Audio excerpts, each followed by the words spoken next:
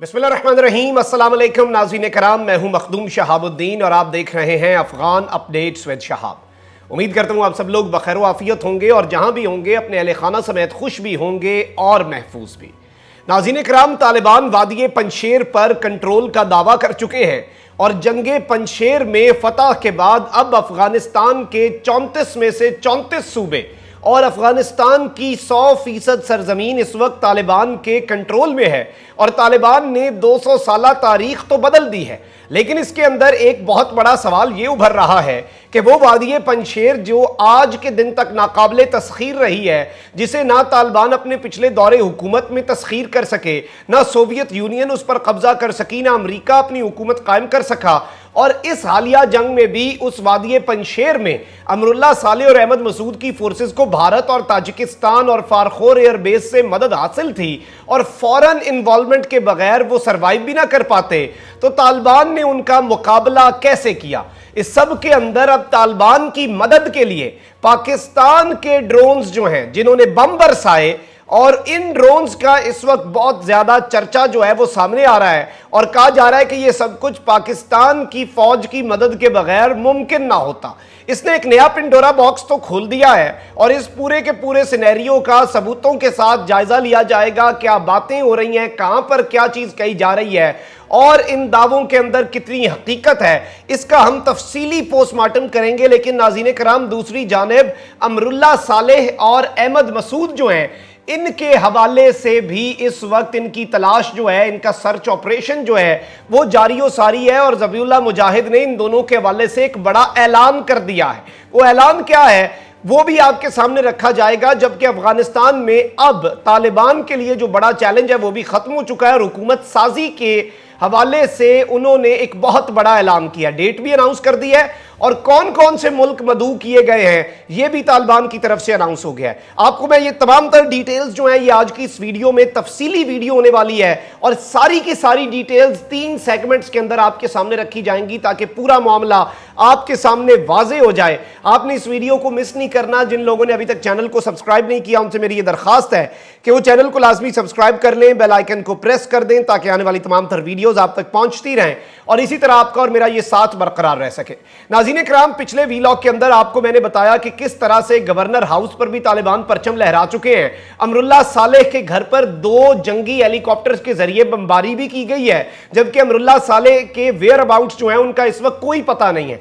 अब जो पंजशेर के अंदर सबसे अहम तरीन मकाम है शेरे पंजशेर, अहमद शाह मसूद की यादगार, जहां पर वो मदफून है और जहां पर उनकी यादगार है, उस पर भी तालिबान ने अपना कंट्रोल हासिल कर लिया है और तालिबान के जंगजू जो हैं वो उस जगह को भी अपने कब्जे में ले चुके हैं। आप ये खबर अपनी स्क्रीन के ऊपर देख सकते हैं कि तालिबान पंजशेर में अहमद शाह मसूद की यादगार पर अहमद शाह मसूद सीनियर यहां मदफून है। शेरे पंजशेर अहमद शाह मसूद की आज जो कब्र है, जो मज़ार है, जो यादगार है, वो भी फतह हो चुकी है और नाकाबिले तस्खीर उनकी जिंदगी में तो थी, लेकिन अमरुल्लाह सालेह की बातों में आकर उनके बेटे ने आज उनसे ये चीज भी छीन ली है और आज इस वादी के अंदर अहमद शाह मसूद के खानदान की हुकूमत जो है उसका धड़म तख्ता हो गया है और बेटा जो है वो इस वक्त फरार है।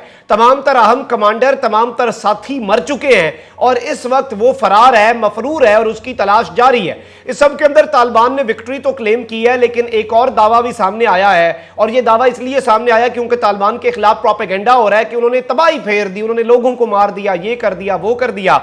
उसके हवाले से ज़बीहुल्लाह मुजाहिद की ये स्टेटमेंट आप देख सकते हैं कि पंजशेर पर कब्जे के दौरान शहरियों को कोई नुकसान नहीं पहुंचा। ज़बीहुल्लाह मुजाहिद ने कहा है कि पंजशेर पर कब्जे के दौरान किसी किस्म का कोई नुकसान नहीं पहुंचा। तो इस वक्त नाज़रीन कराम, वादी पंजशेर फतह हो चुकी है। तालिबान के लिए 2 बड़े चैलेंज थे। 15 अगस्त को उन्होंने सकूत काबुल हो गया, काबुल का कंट्रोल हासिल कर लिया और भारत के यौम आज़ादी पर भारत की जो इन्वेस्टमेंट थी वो डुबोकर भारत को तोहफा तो दे दिया, लेकिन उसके बाद 2 बड़े चैलेंजेस थे। एक चैलेंज था कि हुकूमत अनाउंस करने से पहले अमरीकी फौजें जो है वो मुल्क छोड़ जाएं और मुकम्मल माने में ये अपने आप को आज़ाद कह सकें। 31 अगस्त को वो हो गया। फिर मजीद 6 दिन लगे दूसरी गले की हड्डी निकालने में, और वो थी वादी पंजशेर, क्योंकि तालिबान ये क्लेम नहीं कर सकते थे कि 100% ऑफ अफगान टेरिटरी जो है वो उनके कंट्रोल में है।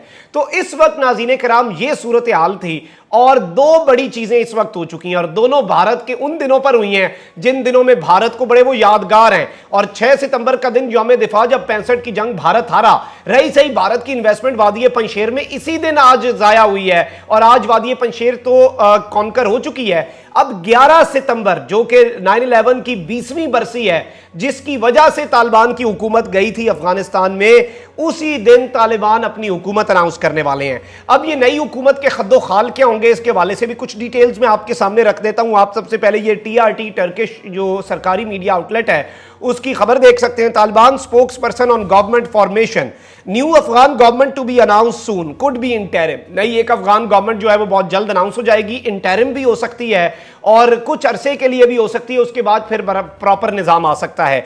Some technical issues left, we want to do a proper job. कुछ टेक्निकल इश्यूज रह गए और कह रहे हैं कि हम बिल्कुल अच्छा काम करना चाहते हैं, इसलिए लेट हुए हैं हम। ये urges China to recognise new government, जो अफगान तालिबान है और ज़बीहुल्लाह मुजाहिदीन, उन्होंने चाइना को ये कहा है कि आपसे हम दरख्वास्त करते हैं कि आप हमारी नई हुकूमत को तस्लीम करें। अब इस तकरीब के अंदर जो कि हुकूमत साजी की है उसमें किस किस मुल्क को इन्वाइट किया, ये बड़ा इंपॉर्टेंट है क्योंकि यही आगे चल के ब्लॉक्स बनने हैं। आप नाज़रीन कराम ये देख सकते हैं, Taliban invites Turkey, China, Russia, Iran, Pakistan and Qatar to attend ceremony of government announcement, Al Jazeera citing Taliban official. यानी कि इसके अंदर खित्ते में से अहम तरीन ममालिक रूस, चीन, ईरान, पाकिस्तान और तुर्की, क्योंकि पाकिस्तान ने हालिया तुर्की के साथ ताल्लुकात ठीक कराए और कतर ने सारा ये प्रोसेस फैसिलिटेट किया। इसमें अमेरिका कहीं पर नहीं है, इसमें सऊदी अरब, UAE नहीं है, इस पूरे प्रोसेस के अंदर इंडिया कहीं पर नहीं है, और यही वो मुल्क हैं जिनके साथ तालिबान अपने ताल्लुकात को आगे लेकर चलना चाहते हैं। इसके साथ ही साथ उन्होंने आज की प्रेस कॉन्फ्रेंस जिसमें वादी पंजशेर की फतह का ऐलान और साथ ही साथ उन्होंने रिसेंटली अपनी ये जो गवर्नमेंट फॉर्मेशन का ऐलान है ये किया, इसके अंदर उन्होंने फिर से पाकिस्तान के हवाले से स्टेटमेंट दी, और ये स्टेटमेंट जो है ये पूरी दुनिया का मीडिया इसे कवर कर रहा है। आप इस स्टेटमेंट को अपनी स्क्रीन पर भी मुलाहिजा फरमा लें। Taliban spokesman says any insurgency will be hit hard, किसी ने कोई इस तरह की खाना जंगी की कोशिश की तो उसे हम आहनी हाथ से निपटेंगे। प्रॉमिस्ड, वादा किया, Afghan soil will not be allowed to be used by any anti Pakistan militant group, Afghan soil किसी पाक मुखालिफ मिलिटेंट ग्रुप, किसी मुसल्ला ग्रुप को इस्तेमाल नहीं करने देंगे हम अफगानिस्तान की सरजमीन। हमारा ये वादा है, हमारी ये जुबान है, और इसके साथ और भी स्टेटमेंट्स दी हैं। CPEC मुफीद मंसूबा है, हर तरह का ताउन करेंगे। तालिबान तर्जुमान ज़बीहुल्लाह मुजाहिद ने चीन पाकिस्तान इक्तिसादी राहदारी को पूरे एशिया और अफगानिस्तान के लिए मुफीद मंसूबा करार दे दिया। कहा कि अफगानिस्तान इस मंसूबे के अपने हिस्से पर अमल दरामद के लिए पुरअज़म है। उन्होंने कहा कि हम जो हैं हम इस सब के अंदर बिल्कुल पंप्ड हैं और हम इसमें पूरे दिलो जान के साथ इस मंसूबे को आगे लेकर चलेंगे। अब नाज़रीन किराम जरा बात हो जाए वादी पंजशेर और उसके हवाले से भारतीय मीडिया की, जिसमें पाकिस्तान की इन्वॉल्वमेंट का कहा जा रहा है। अलबत्ता वहां पर भारतीय फौजियों के ID कार्ड तो मिले, लेकिन ऐसा कोई सबूत तो ये आज तक नहीं दे सके। लेकिन 3 पहले इनकी मीडिया कवरेजेस में दिखा दूं और फिर इनके मुंह तोड़ जवाब हम नहीं देंगे। इन्हें मुंह तोड़ जवाब इनकी पसंदीदा ग्रुप जो है भारत का, तालिबान, उनसे दिलवाएंगे। आप पहले जरा ये देखें हिंदुस्तान टाइम्स क्या कह रहा है। Panjshir, Pakistan air force drop bombs via drones to help Taliban, says reports कि पाकिस्तान की एयरफोर्स जो है उसने ड्रोन्स के जरिए बम जो हैं वो यहां पर गिराए हैं। कौन सी रिपोर्टें कह रही हैं? इनकी अपनी रिपोर्ट्स हैं और इन्हें कहीं से रिपोर्ट्स नहीं मिली। रिपब्लिक वर्ल्ड जिस पे वो अर्नब गोस्वामी बैठता है, मेजर गौरव बैठता है, ये वो चैनल क्या कह रहा है? पाक रोल कंफर्म, पाकिस्तान का किरदार जो है अफगान जंग के अंदर वो कंफर्म हो चुका है। Panjshir valley under attack by Pakistan air force, drones bomb Saleh's house, यानी कि अमरुल्ला साले के घर पर जो ड्रोन ने बम गिराए हैं वो पाकिस्तान की एयरफोर्स ने गिराए हैं बकौल इनके। इसके साथ साथ इंडिया टुडे क्या कह रहा है? Panjshir bomb by Pakistan air force drones, ये आपने देख लिया, 3 इनकी मीडिया आउटलेट्स हैं और लगातार पाकिस्तान मुखालिफ प्रोपेगेंडा जो है वो किया जा रहा है, लगातार पाकिस्तान के खिलाफ बात की जा रही है। और इस सब के अंदर पाकिस्तान के किरदार, अब जाहिर बात है कुछ तो करना है। इन्वेस्टमेंट आज फिर डूब गई, पुराने 65 के जख्म भी ताज़ा होंगे, अभी वो भी हरे हम करेंगे, मजीद इनके ताज़ा करेंगे। और डिफेंस और मार्टर्स डे की तकरीब भी है और GHQ के अंदर। और इस सब के अंदर नाज़रीन कराम मैं आपको ये बताऊं कि ये पूरी की पूरी सूरत हाल जो है, इसके अंदर आप अंदाजा करें कि ये कितना बड़ा इल्जाम और घिनौना लगा रहे हैं।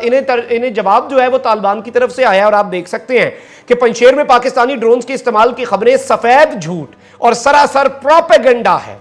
कोई पागल और बेवकूफ इस झूठ पर यकीन कर सकता है। तालिबान तर्जुमान डॉक्टर नईम ने सख्ती से तरदीद कर दी, यानी भारतीय मीडिया को पागल और बेवकूफ कहा है और कहा है कि ये सफेद झूठ बोल रहे हैं और ये मनफी और नेगेटिव प्रोपेगेंडा कर रहे हैं। इससे पहले भी डायरेक्टली इन्हें प्रोपेगेंडे से बाज रहने का कहा गया है, क्लियरली कहा गया है। नाज़रीन इकराम, एक जानिब तो ये चीज़ है, इस प्रोपेगेंडे के बारे में इन्हें ये जवाब देना बड़ा ज़रूरी था। और जो इंडियंस हमारी वीडियो देखते हैं, अच्छे खासी अवाम उनकी भी हमारी वीडियोस देखती है, तो उनके लिए भी ये है कि आपके मीडिया ने नहीं दिखाना कि तालिबान आपके मीडिया को कैसे लिताड़ रहे हैं। ये हकीकत है। इस तरह की खबरों पर तमाशे बनते हैं, इस तरह की खबरों पर मजाक उड़ाया जाता है। अब नाज़रीन इकराम, हमारे आखिरी सेगमेंट की तरफ बढ़ते हैं जो अमरुल्लाह साले और अहमद मसूद के हवाले से है।